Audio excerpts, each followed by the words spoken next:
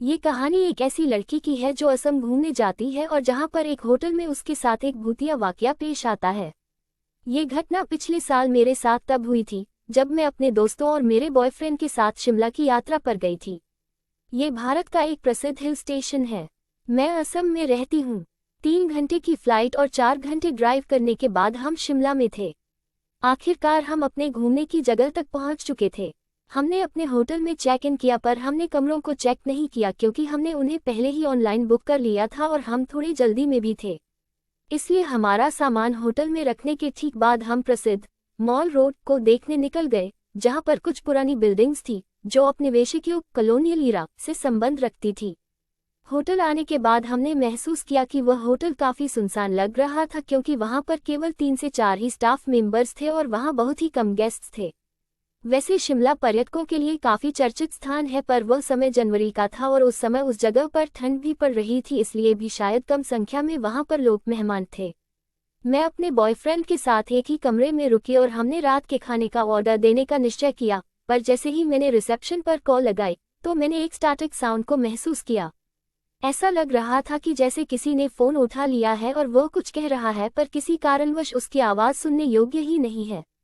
मैंने फिर फोन लगाया पर तब भी पहले जैसा ही घटित हुआ। तब मेरा बॉयफ्रेंड खुद रिसेप्शन पर गया पर वहां पर कोई भी नहीं था। उसने मुझसे पूछा कि तुम रात के खाने के लिए बाहर चलना चाहोगी। हालांकि मैं नहीं जाना चाहती थी क्योंकि बाहर ठंड थी, पर मुझे काफी भूख लगी थी इसलिए हमें बाहर जाना पड़ा। हमारे दोस्तों ने शाम के समय खाना खा लिया था, इसलिए उन्होंने वहीं रहने का फैसला किया। जब हम वापस होटल लौटे तो हमने देखा कि होटल का रिसेप्शन अभी भी खाली था।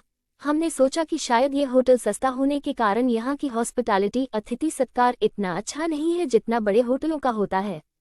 मैं तरोताज़ा होने के लिए वॉशरूम गई।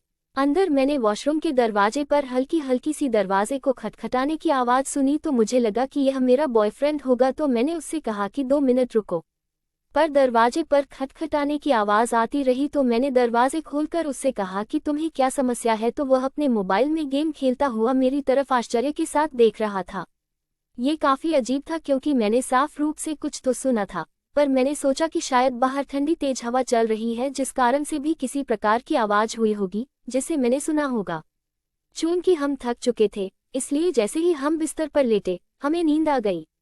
ठीक आधी रात के समय मुझे ठंड लगने लगी। जैसे ही मैं उठी तो मैंने उठकर देखा कि कंबल मेरे ऊपर नहीं था। मैं अच्छे से सोती हूँ तो ये कहना गलत होगा कि मैंने तीनों कंबलों को मेरे ऊपर से हटा दिया होगा। मैंने घड़ी की ओर देखा। रात के 2:05 बज रहे थे। मैं बाथरूम में गई, पर जैसे ही मैं अपने हाथ धो रही थी कि तभी मैंने एक आवाज़ सुनी और एक सिक्का मेरी तरफ लुढ़कते हुए आ रहा था। मैं आश्चर्यचकित थी क्योंकि हमने अपने कपड़े बाथरूम में नहीं रखे हुए थे, इसलिए ये सिक्के वाली घटना घटित होना संभव नहीं था। एक क्षण के लिए मैं उसी जगह पर जम गई। मैं हिल नहीं पा रही थी। मैंने अपने शरीर में कपकपी सी महसूस की। मैंने फिर से दरवाजे पर उन्हीं हल्की हल्की दरवाजे को खटखटाने की आवाज़ सुनी।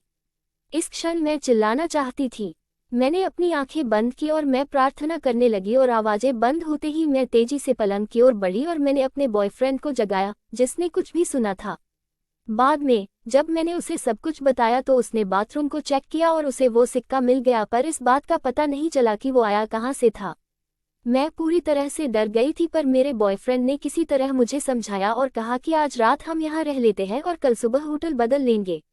मैंने उसे गले लगाया और मैं सो गई। अगले दिन बाथरूम का इस्तेमाल करते समय मैंने दरवाजे को खुला रखा। उस होटल को छोड़ते समय रिसेप्शन पर कुछ स्टाफ मेंबर्स थे। हम जब उन्हें हमारा होटल का अनुभव बता रहे थे तो वे ऐसे व्यवहार कर रहे थे जैसे वो इसके आदी हो। उन्होंने हमसे कहा कि ऐसा होता ही रहता है यहाँ। जब हमने दूसरा होटल बुक किया तो हमें वहाँ ऐसा कुछ महसूस नहीं हुआ और उसके बाद हमने अपनी यात्रा पूरी की।